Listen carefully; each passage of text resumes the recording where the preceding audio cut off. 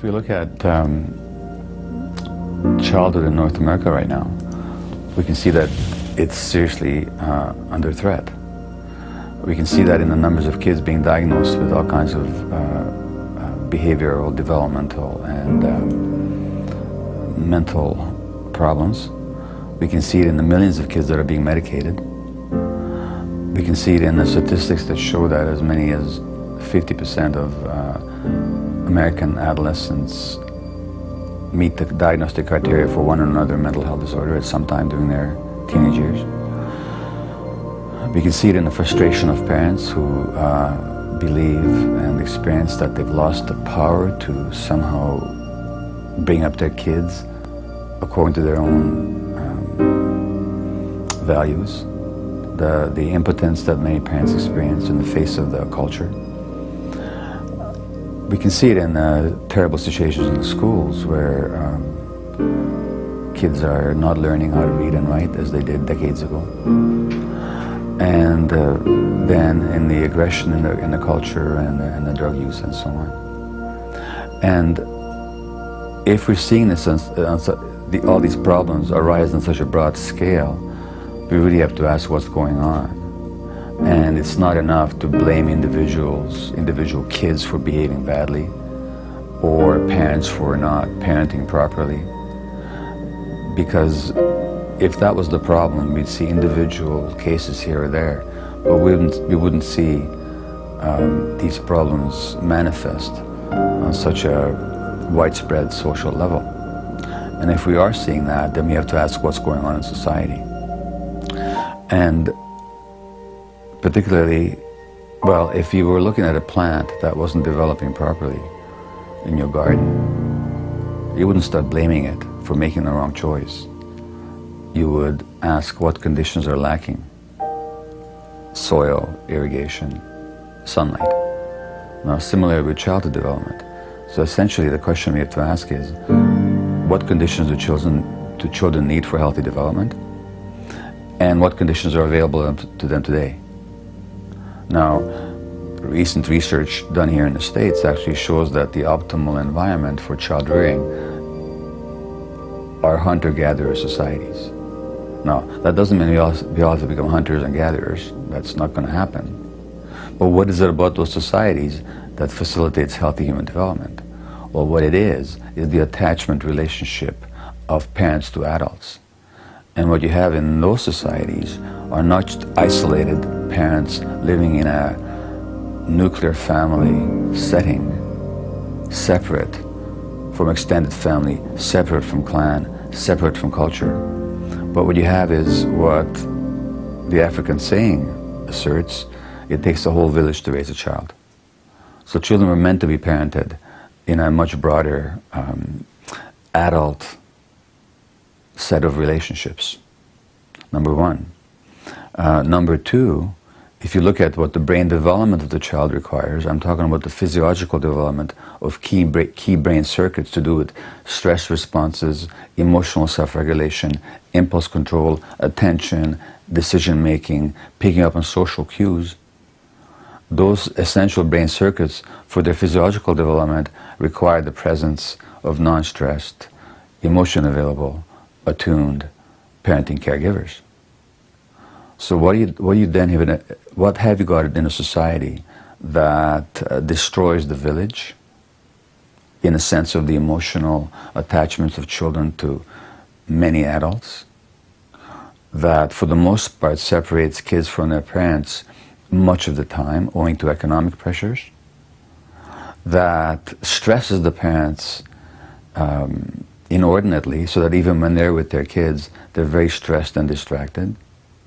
When 20% of women now suffer postpartum depression, where the maternity leave length for many women is 6 weeks, what can you expect in a society like that? You expect all kinds of dysfunction, maldevelopment, and behaviors that manifest severe emotional losses, which then typically we mistake for behavioral problems. But we're not talking about behavioral problems, we're talking about relationship problems between the child and the adult. And by making it a behavior issue, by trying to stop the behavior, we make the problem worse because we end up punishing these kids and attacking them and further eroding their relationship with us and their trust in us. As a result of all that, another dynamic that follows is that children who are programmed biologically to connect to somebody, they can't help it. They must attach to somebody. Their brains are telling them to. And consider for a moment how important attachment, which is to say closeness with another human being, is to even adults. And what happens to us as adults when our closest attachment relationships are threatened, and how disoriented and how upset we become. Well, the child is much more that way because he's much more dependent. She's much more vulnerable and helpless. So they can't abide not having attachments. But who will they attach to? Well, who's around? Well, who's around in our culture are the kids. So apart from losing their nurturing relationship with adults because of the pressures and social factors I've already outlined, then kids become connected to other kids. So for the first time in history now, you have immature creatures influencing each other inordinately. The result is immaturity, all kinds of behavioral problems, all kinds of interferences with healthy development, and a whole range of behavioral, learning, and mental health issues.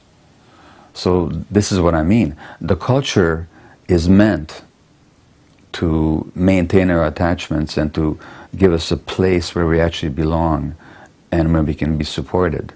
That's the traditional role of culture. Nature can only program us to be attached and to be connected, but nature can't provide the culture.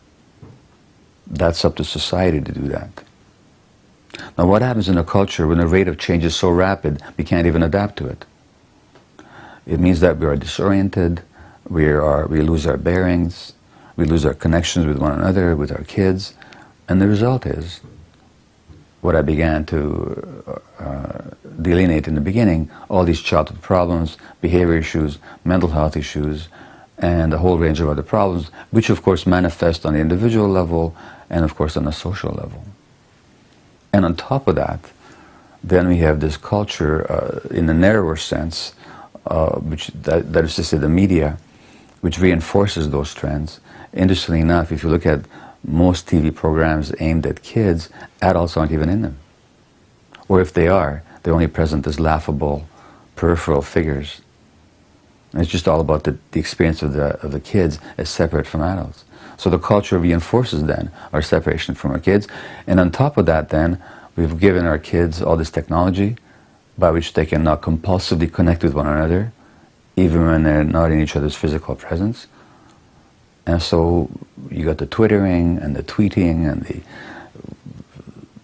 text messaging and the emailing and the Skyping and the cell phoning, and you have essentially an alien peer culture that stands in separation and very often in opposition to the healthy culture that adults would like to pass on to their kids, but they've lost the power to do so because they've lost the connection.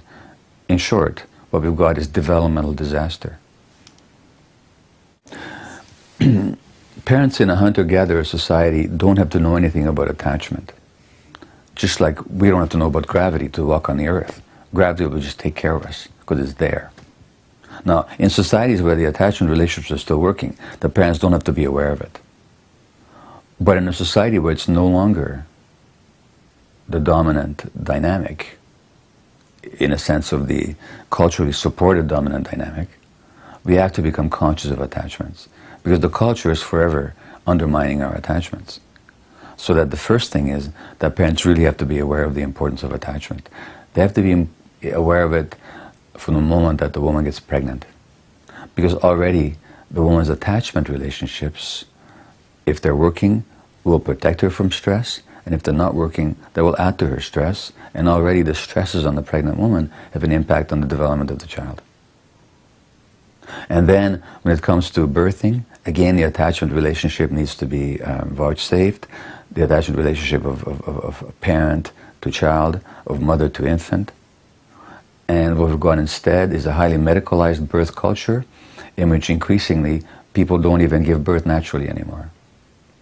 And then there's more and more medical interference, separation instead of bonding. Well, that, if we were conscious of it, would make us rethink our birthing practices.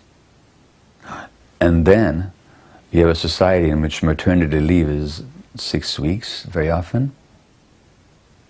And whereas in any kind of rational culture, society would provide support for parents to stay at home with their kids. So instead of making it more difficult, we would actually facilitate it.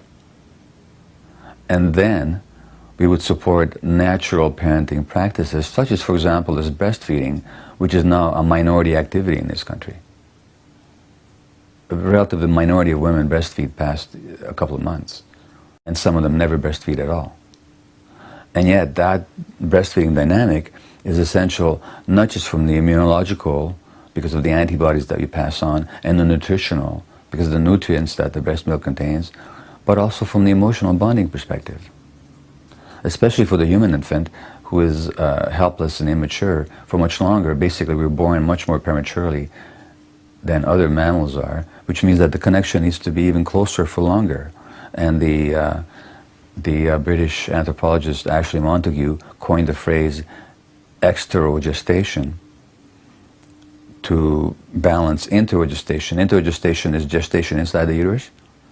But he said that fundamentally, for the human beings to achieve the same level of development as other animals do at birth, we have to be externally gestated for another 9 months. And that would naturally, where possible, which it is in most cases, include breastfeeding. And then on top of that, we'd have to be aware that the more we stress people, the more that stress translates into neurological influences on the brains of their kids. So stressed parents are much more likely to have kids with ADHD and other problems. Stressed parents are more likely to have kids with asthma, according to the research literature. Clearly, for reasons that are very obvious that I haven't got time to go into in this conversation, but physiologically they're straightforward. On and on and on. And what I'm saying is that the essential quality here is to be aware of attachment and its importance, and to maintain that attachment as much as possible, and to protect it and to hold it safe and sacred throughout the child's development, which lasts well into the teenage years, in the face of the cultural messages that attachment is not important, that kids need other kids more than they need adults, and all this kind of stuff. So the primary answer to your question as to what's necessary, it's consciousness of attachment.